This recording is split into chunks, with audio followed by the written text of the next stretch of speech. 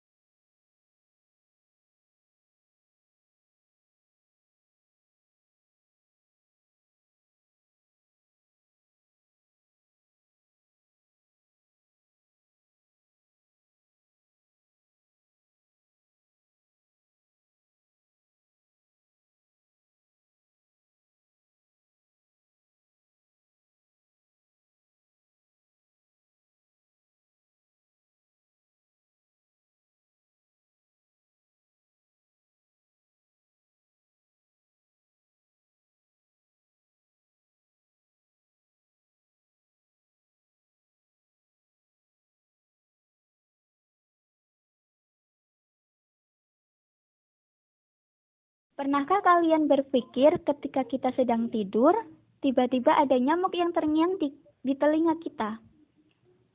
Itu merupakan contoh dari bunyi. Yang kita akan pelajari hari ini adalah tentang sifat-sifat bunyi. Kita dapat mendengar suara karena memiliki indera pendengaran, yaitu telinga. Sedangkan bunyi yang terjadi karena ada benda yang bergetar. Nah, benda yang bergetar ini menghasilkan gelombang longitudinal yang merambat dengan perantara agar sampai ke telinga kita. Bunyi yang memiliki getaran berfrekuensi rendah akan menghasilkan bunyi yang rendah.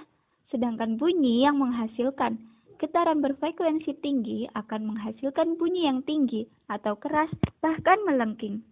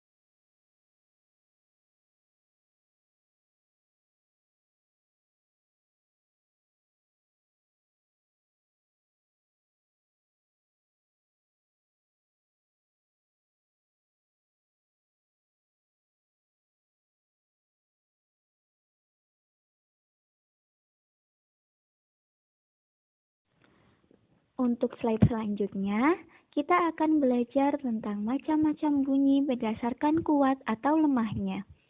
Yang pertama adalah infrasonik, yang kedua adalah audiosonik, dan yang ketiga adalah ultrasonik. Yang pertama, infrasonik.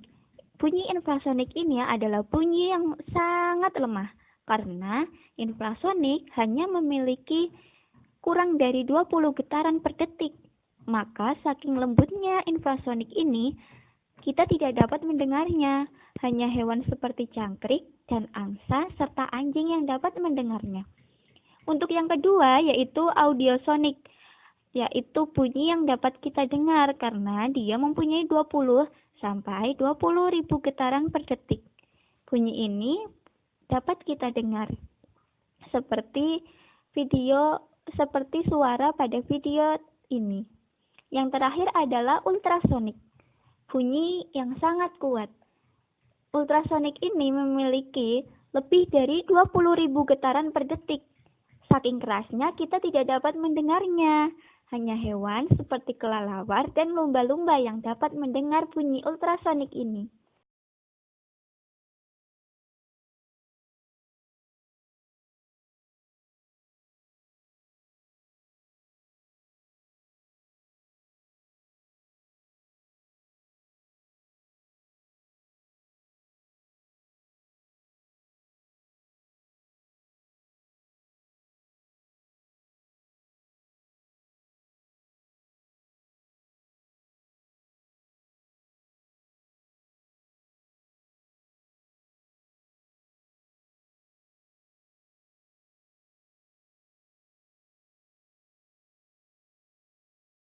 Pada slide yang selanjutnya, kita akan belajar tentang sifat bunyi. Sifat bunyi ini ada 5. Yang pertama adalah gelombang bunyi memerlukan medium dalam perambatannya. Yang kedua, gelombang bunyi mengalami pemantulan atau refleksi. Yang ketiga, gelombang bunyi mengalami pembiasan atau refraksi. Yang keempat, gelombang bunyi mengalami pelenturan atau refraksi. Yang kelima, gelombang bunyi mengalami perpaduan atau interferensi.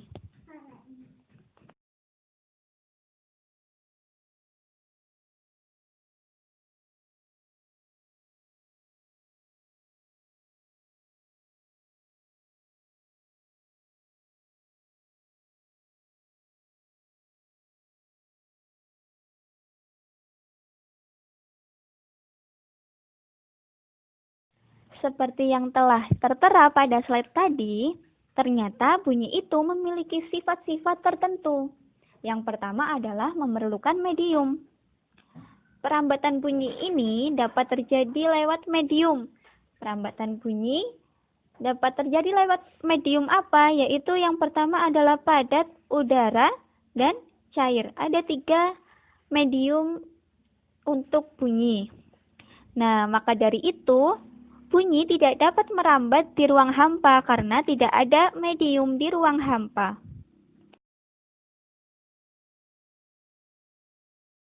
Sifat bunyi yang kedua yaitu mengalami pemantulan. Maka bunyi dapat dipantulkan.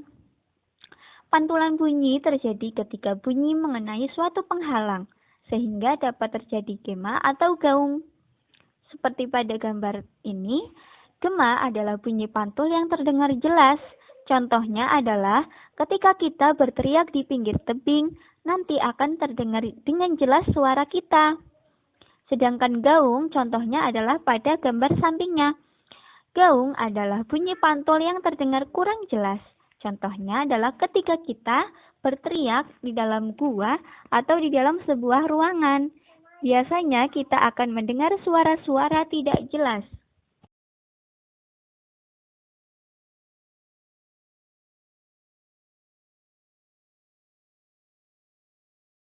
Yang ketiga adalah mengalami pembiasan.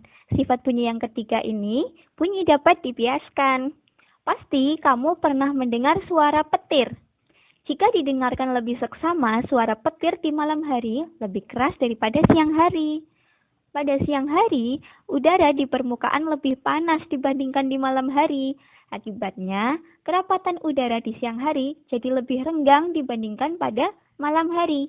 Perbedaan kerapatan udara inilah yang menyebabkan bunyi dapat dibiaskan.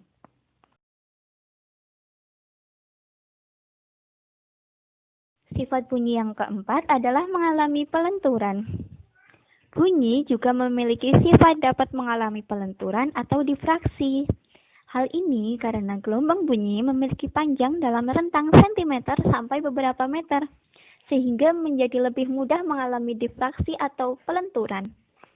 Contoh fenomena bunyi yang dilenturkan adalah ketika kita mendengar suara mobil di tikungan jalan. Meski kita belum melihat mobil itu berbelok, tapi bunyinya juga sampai terlebih dahulu ke telinga kita.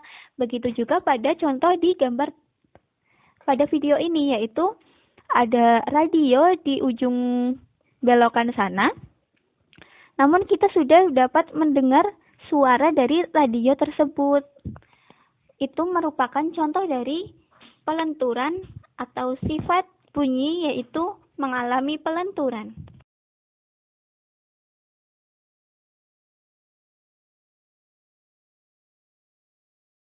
Sifat-sifat bunyi lainnya adalah mengalami perpaduan atau interferensi. Maksudnya, bunyi yang kita dengar dari dua buah sumber yang berbeda. Namun apabila memiliki frekuensi yang sama, maka kita akan mendengarnya lebih keras lagi.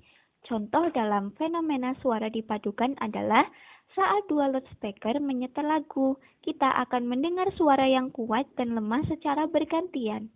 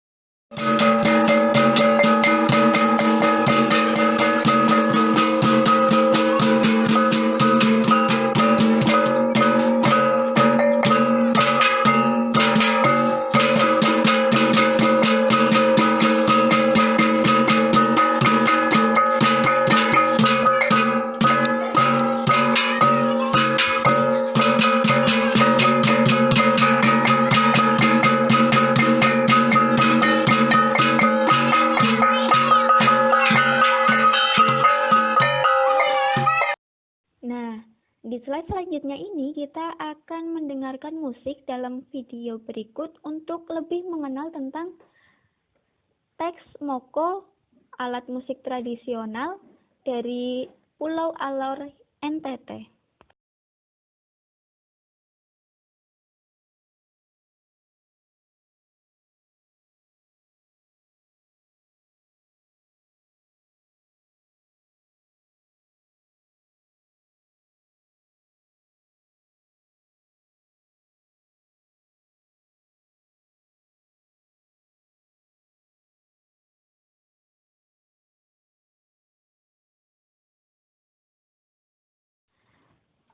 Setelah kita melihat dan mendengar video tadi, maka kita akan lebih mengenal tentang alat musik tradisional yang akan kita dalami ini, yang akan kita baca, yaitu teks yang berjudul Moko, alat musik tradisional dari Pulau Alor, NTT. Moko merupakan salah satu alat musik tradisional dari Pulau Alor, Nusa Tenggara Timur. Alat musik satu ini memiliki bentuk yang mirip dengan gendang, tetapi terbuat dari perunggu yang memiliki motif yang bervariasi. Moko ini merupakan salah satu barang peninggalan sejarah yang banyak ditemukan di Pulau Alor.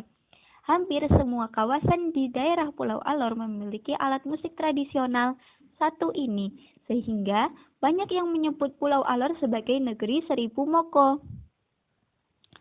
Nah, anak-anak semua harus dapat mengetahui gagasan pokok dan gagasan pendukung dari paragraf 1 sampai paragraf terakhir pada buku siswa yang telah disediakan. Pada paragraf pertama ini, kita tahu bahwa gagasan pokok terdapat pada kalimat pertama, yaitu Moko merupakan salah satu alat musik tradisional dari Pulau Alor, Nusa Tenggara Timur. Demikian tadi pembelajaran kita tentang sifat-sifat bunyi dan macamnya. Dan yang kedua adalah tentang gagasan pokok dari teks Moko, alat musik tradisional dari Pulau Alor, NTT. Semoga dengan pembelajaran kita tadi, kita dapat lebih memahami tentang poin-poin tersebut dan dapat bermanfaat bagi kehidupan kita sehari-hari. Terima kasih. Maaf apabila ada salah-salah kata. Wassalamualaikum warahmatullahi wabarakatuh.